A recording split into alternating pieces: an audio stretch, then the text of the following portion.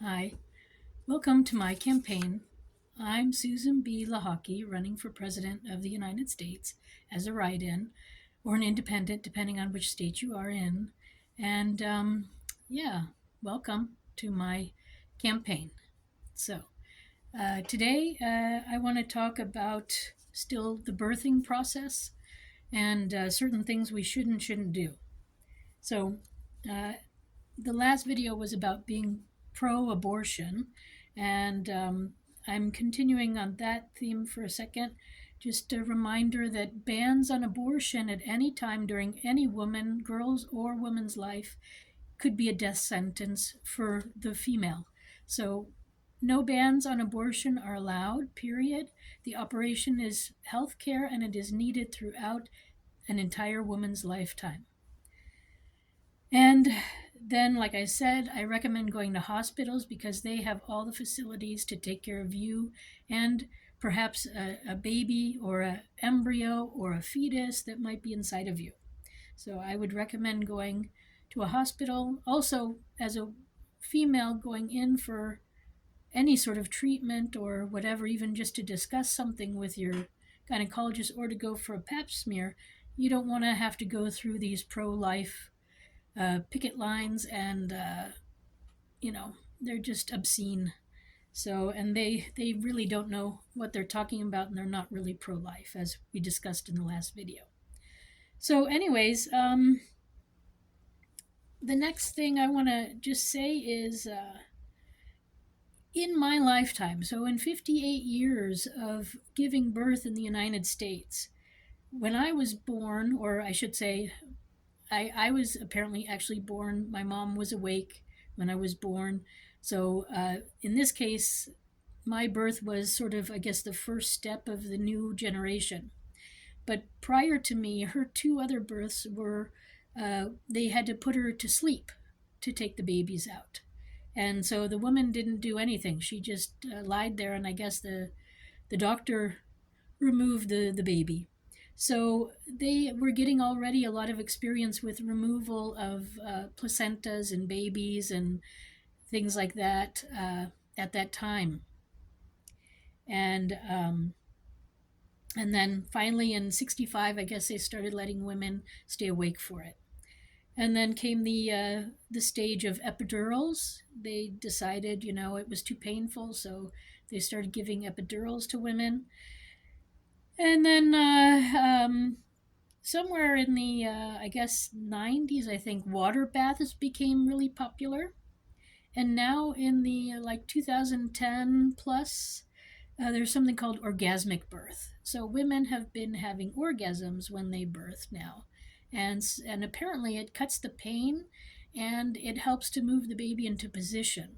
So orgasm birth is what we're now looking at as far as a birthing process.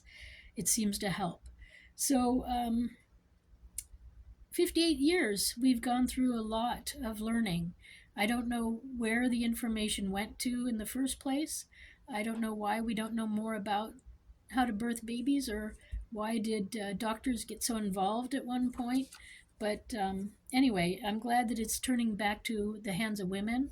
I think midwives are desperately needed because woman, when she's in labor, she's not really in a place to defend herself or say, no, I don't want a cesarean.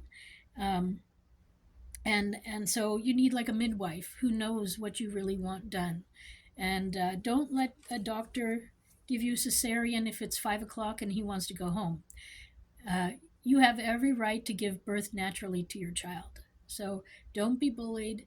Get a midwife or get somebody who will be there for you and say, I want to have my birthing process this way.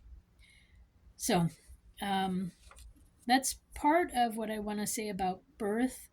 And the other part is apparently because there's been so many terminations of pregnancies, they've been doing a lot of experimenting and learning about the stem cells in the umbilical cord and the placenta that go to the baby and the mother. And apparently they heal the body. They heal mothers' bodies and they heal babies' bodies.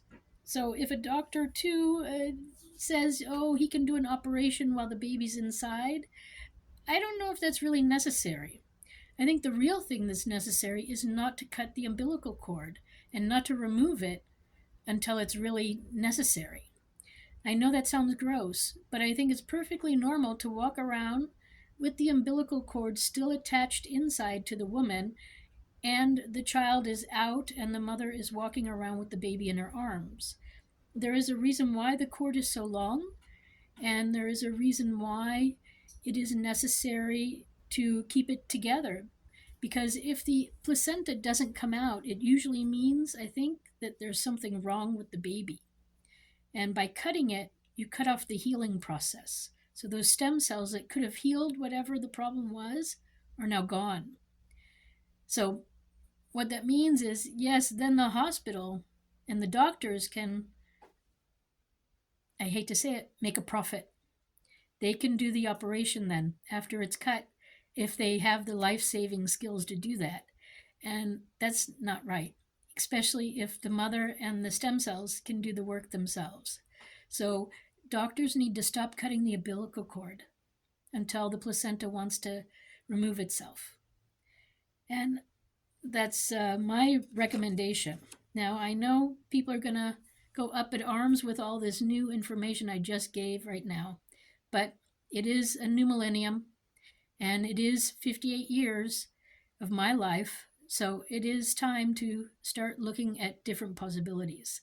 And just because you have insurance doesn't mean you should pay for a cesarean.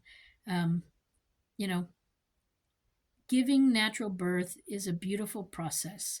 It brings you to a new place as a woman. I can only recommend it. And so you can do it. I did it twice. The first time I did have an epidural. I will admit that because I was scared. But then the second time, I waited too long, which was actually a good thing. And by the time I got to the hospital, I was pretty much ready to give birth. So they could only give me a little tea. So I had some tea, a little chamomile tea. And within a short period of time, my daughter was here. 3 pushes and she was out. So I think, the pain of birth is very short lived and there is an ending. And you can do it. I know it sounds like it's not possible, but you can. And you know what else? It makes you stronger. So that's my opinion. I am not a doctor, so also listen to your doctor or your midwife, but also use your brain and make some decisions on your own. All right. Well, thank you very much for stopping by. I'm going to stop here. And yeah, the next topic I think I'm sort of done with this one for right now. If you have questions, leave them in the comment section and I'll try to answer you. But do a lot of research and read. There's a lot of information out there. We don't know everything in the West. There's a lot of hidden secrets in the East and in the South. So, on that note, I wish you a nice day. My name is Susan B. Lochocki. I am running for President of the United States as a write-in, and I approve of this message.